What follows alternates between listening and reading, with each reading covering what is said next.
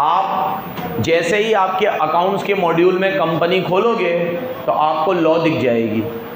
Chapter number 1 में company का जो चैप्टर नंबर 1 है, अभी आज आप बुक लेके नहीं आए हो, कल याद से लेके आना, सामने देखो, क्योंकि कंपनी पार्टनरशिप दोनों मॉड्यूल 2 में है।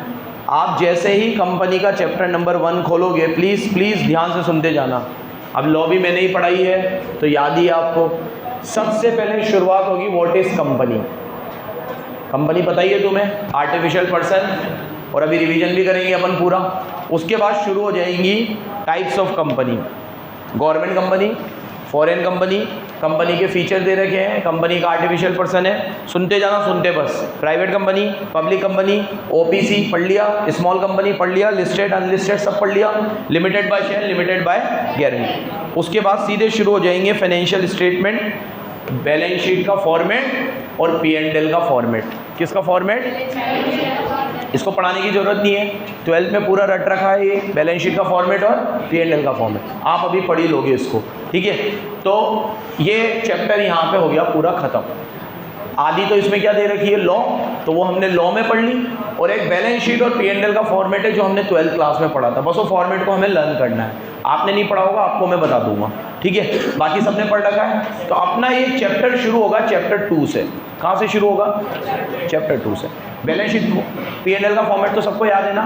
शेयर होल्डर फंड में शेयर कैपिटल और रिजर्व्स हैं, सरप्लस। फिर नॉन करंट लाइबिलिटी और current liability. Non current liability में long term borrowing, long term provision और अदर और डेफर्ड टैक्स।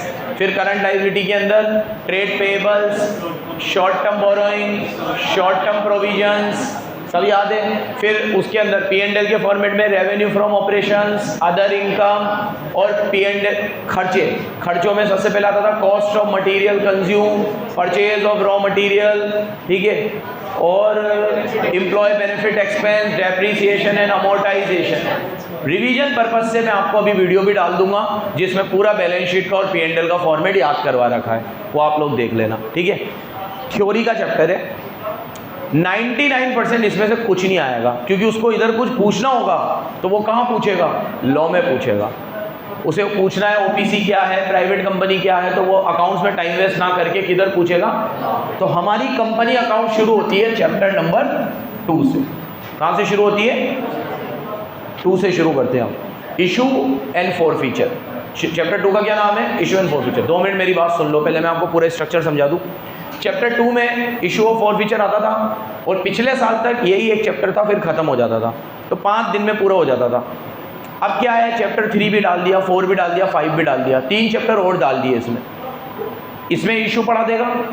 इसके अगले चैप्टर में पढ़ाएगा रिडम्पशन, कि इशू कैसे होते हैं ये इसमें बता देगा, शेयर कैसे इशू होते हैं, और रिडम्पशन अगले चैप्टर में। उसके बाद रिडम्पशन ऑफ डिबेंचर भी है। फिर क्या है? Redemption of debenture. फिर एक छोटा सा चैप्टर है राइट इशू, बोनस इशू, कि जब कंपनी राइट शेयर देती है, बोनस शेयर देती है, फ्री में शेयर देती है, तो उसकी अकाउंटिंग कैसे होती है। ऐसे करके अपन कितने चैप्टर पढ़ेंगे? 5।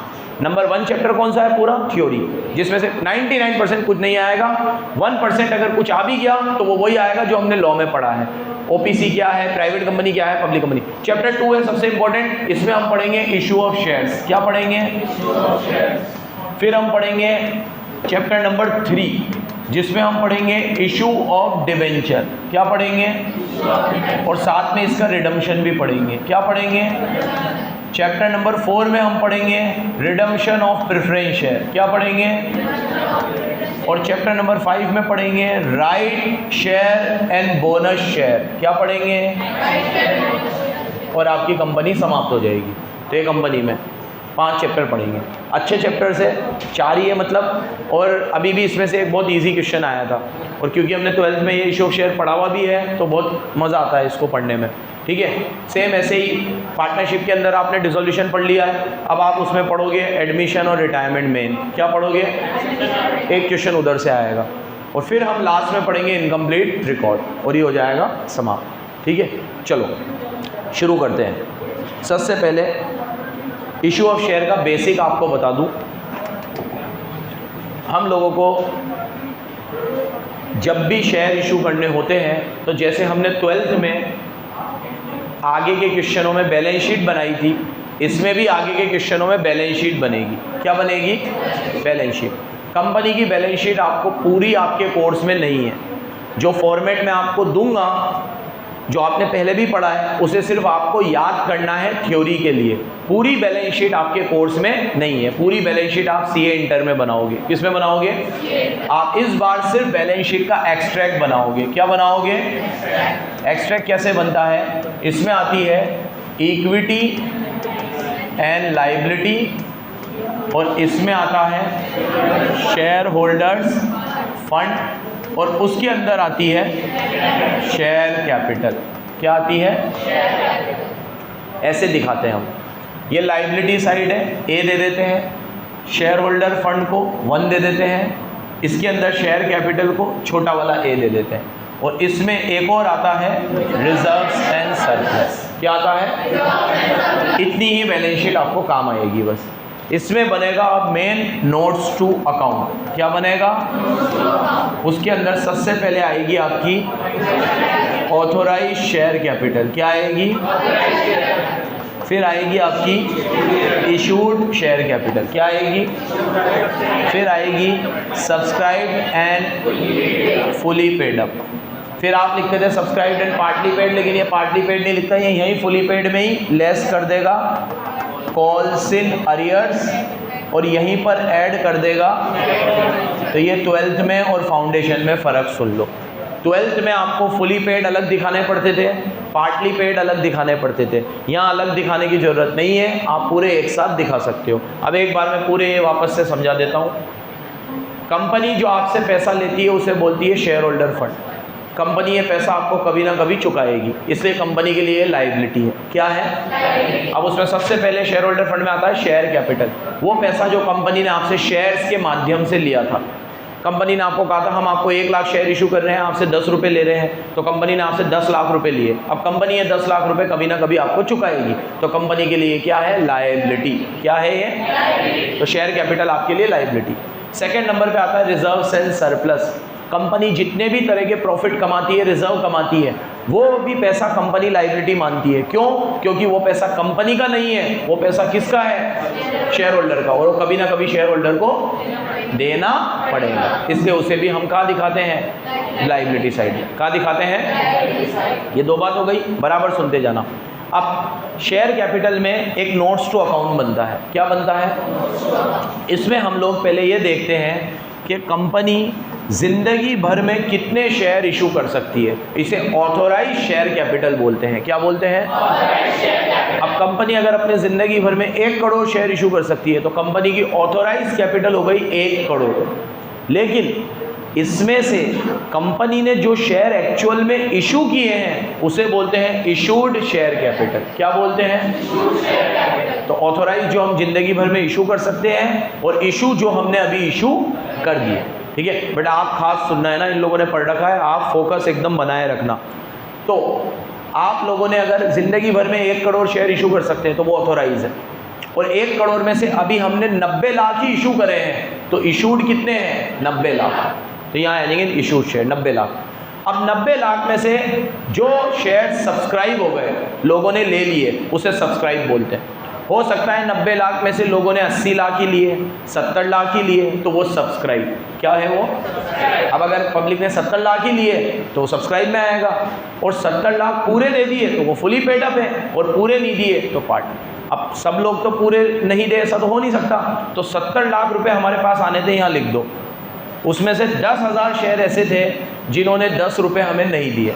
100 रुपये में से 90 रुपये दे दिए, लेकिन 10 रुपये हमें, तो वो 10 रुपये कहलाते हैं कॉल्स इन अरियर्स। क्या कहलाते हैं? तो 10,000 इंटू 10 करोगे 1 लाख। 1 लाख रुपये आप माइनस कर दो 70 लाख में से, तो कितने आएंगे? 69। वो जो आएगा 69 लाख, वो यहाँ बैलेंस शीट में शो करना।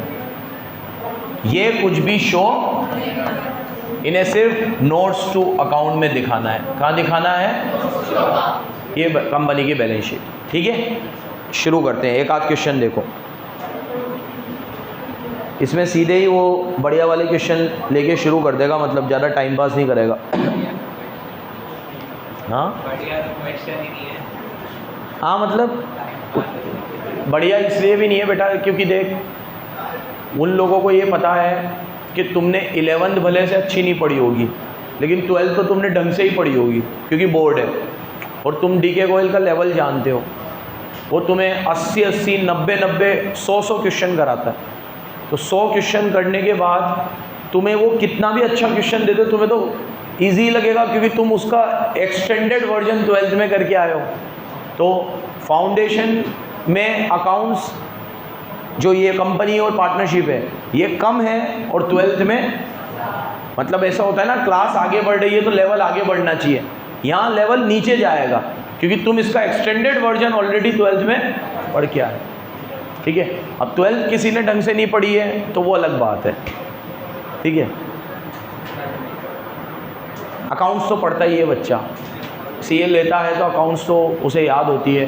ठीक है, चलो, एक कंपनी की ऑथोराइज कैपिटल 10 लाख है, कितनी है? अंडरलाइन कर लो, 1 लाख शेयर है, 10 रुपये का एक। तो यहाँ देखो अपन कैसे लिखेंगे ऑथोराइज में, फॉर्मेट यही रहेगा। यहाँ देखो 1 लाख शेयर्स, एक कितने का है? 10 का। तो 1 लाख को 10 से करेंगे 10 lakh. Next, it decided to issue 60,000 share. इन्होंने कितने शेयर इशू करे हैं? 60,000 इशू करे हैं। तो यहाँ आ जाएंगे 60,000 शेयर्स, एक कितने का है? 10 का, 6 लाख। कितने आएंगे आगे? तुम्हारे पास बुक है ना बेटा? उधर एक बुक है ना, क्वेश्चन देखते जाना बराबर। किसी के पास नहीं है क्या?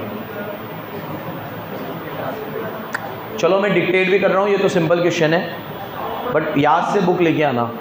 अब इट अलॉटेड 60,000, सुनो इधर, हमने इशू करे थे 60 और अलॉट भी किए हैं 60, मतलब एप्लीकेशन भी 60 की आई और हमने 60 अलॉट। तो इधर देखो, इशूड भी 60 थे और सब्सक्राइब भी कितने हैं, लेकिन 60,000 शेयर पूरे पैसे। आगे पढ़ो, आगे लिखा हुआ है इट हैज़ डिमांडेड और कॉल्ड 9, हमने 9 रुपये ही मंगाए, पूरे 10 रुपये नहीं मंगाए। हमने कितने मंगाए? तो फुली पेड नहीं है ये, पार्टली पेड है। क्या है? हमें 10 चाहिए थे लेकिन हमने 10 मंगाए। हमने मंगाए कितने? 9। अब देखो कितना पैसा आ गया। All shareholders have paid except 5,000 shares on 7 each. 5,000 share पे, सुनो, 5,000 शेयर पे 7 रुपये नहीं आए। कितने रुपए नहीं आए? 7 रुपीज़ रिसीव। कितना रुपया? 7 रुपये। टोटल शेयर कितने थे? 60,000। उसमें से मक्कार कितने हैं? 5,000। और वो मक्कारों ने भी क्या पूरी मक्कारी करी? नहीं, उन्होंने 7 रुपये पे कर दिए। कितने पे कर दिए? तो मतलब 2 रुपये पे नहीं है। तो यहाँ देखो इशू कितने किए थे? 60। उसमें से डिफ़ॉल्टर कितने हैं? 5,000। उन्होंने कितने रुपए दे दिए? तो कितने रुपए नहीं दिए? इनसे मंगाए कितने थे?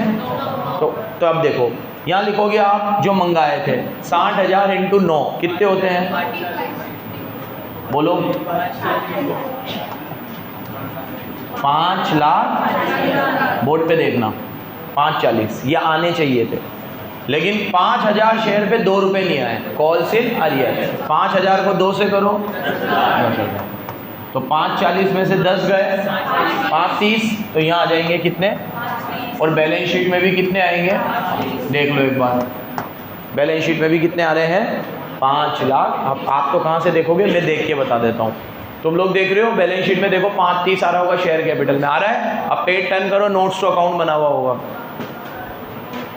ये नोट्स टू अकाउंट में ऑथोराइज, इशूड, सब्सक्राइब में आने चाहिए थे 540, 10 कम आए तो आए कितने? 530। बस बन गई। नेक्स्ट,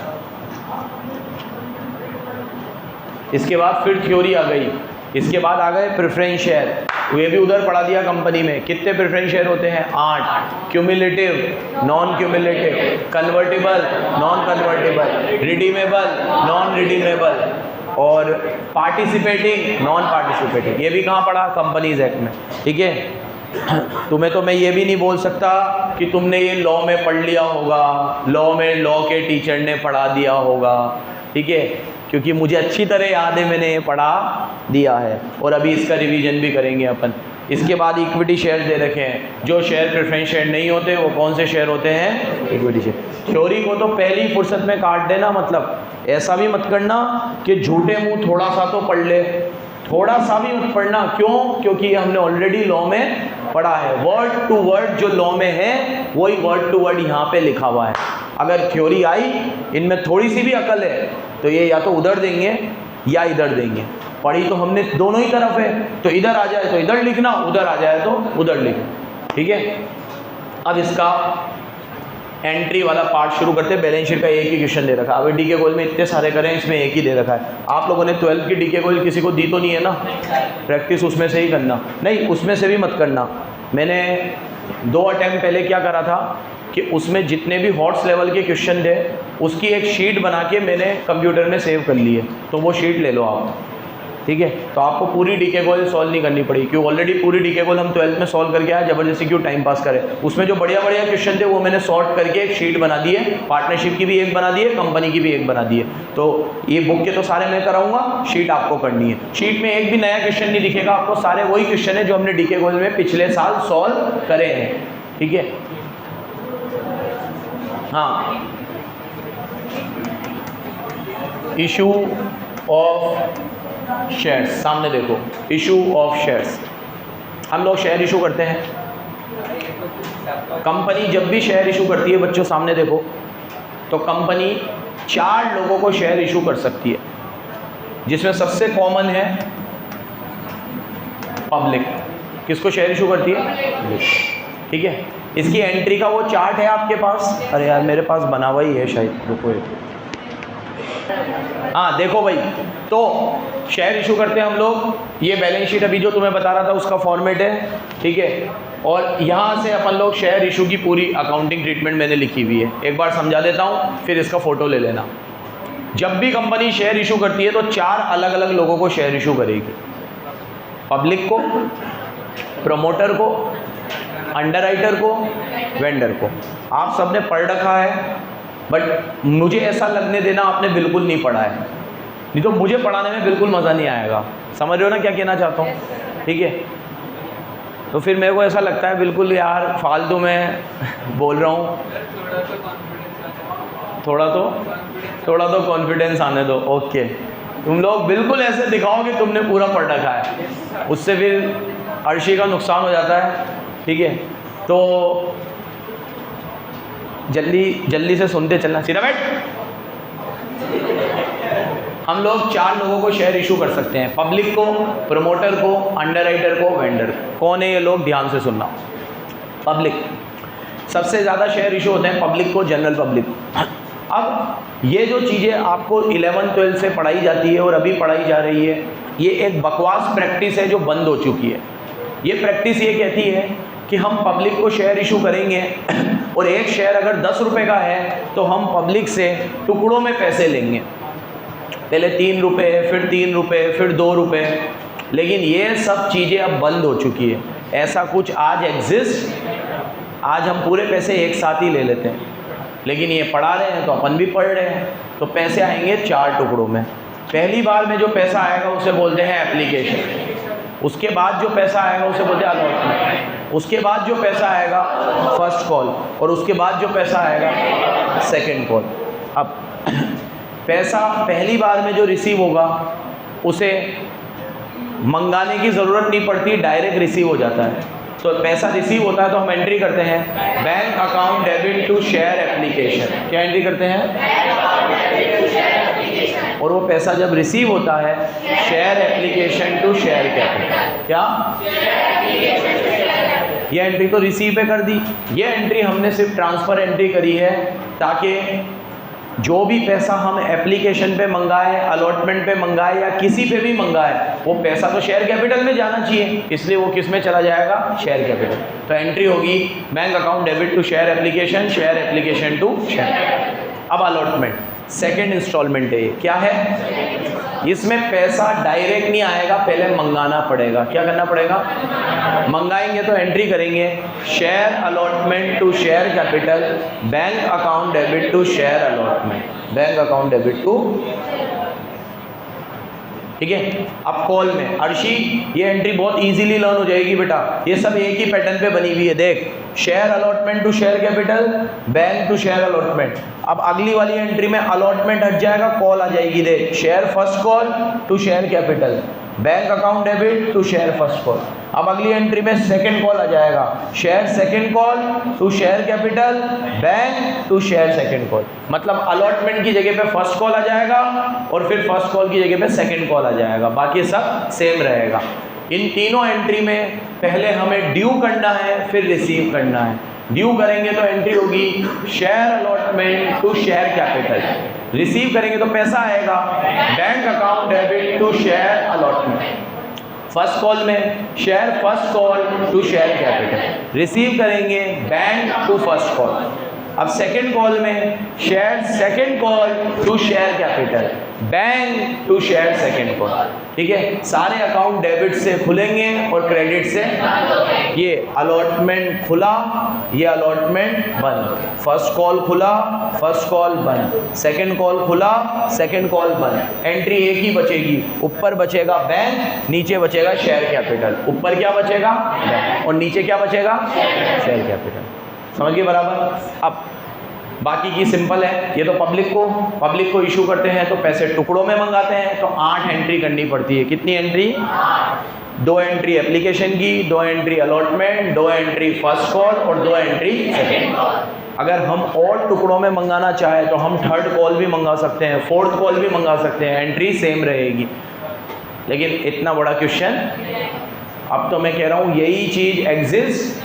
अब तो कंपनी एक बार में पूरा पैसा मंगा लेती है, तो सिर्फ एक एंट्री करते हैं, bank to share application, share application to share capital, पूरा पैसा 10 रुपये। तो ये फालतू की चीज़ें जो तुम पढ़ रहे हो, ये रियल लाइफ में एग्जिस्ट ही नहीं करती। अब कोई कंपनी ऐसे टुकड़ों में पैसे अब इधर देखो, हाँ क्या हुआ? हाँ, पूरा पैसा एक साथ आ जाता है तो हम एप्लीकेशन की जगह लिखते हैं एप्लीकेशन एंड अलॉटमेंट। क्या लिखते हैं? अब सेकंड होते हैं प्रमोटर। देखो, हम जब पब्लिक में शेयर इशू करते हैं तो सारे जो पब्लिक शेयर खरीदती है वो कंपनी की ओनर बन जाती है। अब कंपनी को जिसने स्टार्ट किया होता है वो होते हैं प्रमोटर। तो कंपनी को स्टार्ट करने में जो मेन योगदान देते हैं वो प्रमोटर होते हैं, उनको तो कुछ मिलता नहीं है। तो प्रमोटर क्या करते हैं, कंपनी से शेयर ले लेते हैं फ्री में, क्योंकि कंपनी खोली उन्होंने ही है, उन्होंने मेहनत करी है, तो उनको शेयर देंगे। तो नीचे तो शेयर कैपिटल आएगा, ऊपर बैंक नहीं आएगा क्योंकि वो फ्री में शेयर लेते हैं। तो ऊपर एक नया अकाउंट खुलेगा, इनकॉर्पोरेशन कॉस्ट। क्या खुलेगा? इस अकाउंट की नेचर खर्चे जैसी है। कैसी है? तो incorporation cost to share capital. और ये पैसा P&L में बंद हो जाएगा ये अकाउंट, क्योंकि ये खर्चा है। P&L अकाउंट डेबिट टू ये इनकॉर्पोरेशन का अकाउंट खुला और ये बंद हो गया। यहाँ पे पैसे की कोई एंट्री, क्योंकि प्रमोटर शेयर फ्री में लेता है। प्रमोटर शेयर क्योंकि कंपनी खोलने में उसने योगदान दिया है। समझ गए? अब तीसरे नंबर पे आते हैं अंडर राइटर। कौन आते हैं? अंडर राइटर वो लोग हैं जो कंपनी के शेयर बिकवाने में मदद करते हैं। तो क्योंकि ये कंपनी के शेयर बिकवाने में मदद करते हैं, हम इनको अंडर राइटिंग कमीशन देते हैं। क्या देते हैं? क्या देते हैं? ये लोगों ने हमारी कंपनी के शेयर बिकवाने में मदद करी है, तो हम इनको क्या देते हैं? कमीशन देते हैं। अब कमीशन कैश में भी दिया जा सकता है और शेयर्स में भी। तो देखो, अगर हमने इनको कैश में दिया है तो underwriting commission to bank क्या आएगा? अगर शेयर्स दिए हैं तो अंडर राइटिंग कमीशन टू, और एक एंट्री और करना, P&L account debit to underwriting, क्योंकि अंडर राइटिंग कमीशन भी खर्चा है और सारे खर्चे कहाँ बंद होते हैं? कहाँ बंद होते हैं? ये एक एंट्री और हो जाएगी। अब क्वेश्चन बोलेगा कि हमने अंडर राइटर को पैसा बैंक में दिया है कि शेयर्स में दिया है। बैंक में दिया हो तो टू बैंक और शेयर में दिया हो तो टू शेयर कैपिटल। लास्ट चीज़ सुन लो, very very important, shares vendor को भी देते हैं। किसको देते हैं?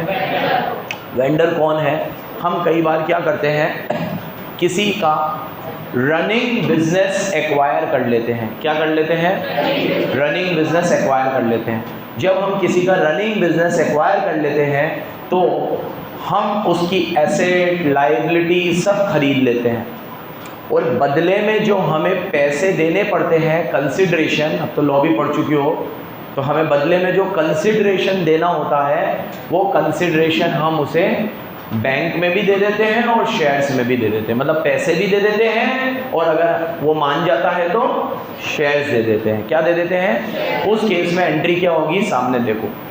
पहले हम उसकी एसेट लेकर आएंगे तो एसेट अकाउंट डेबिट, लायबिलिटी लेकर आएंगे to liability, asset account debit to liability to vendor.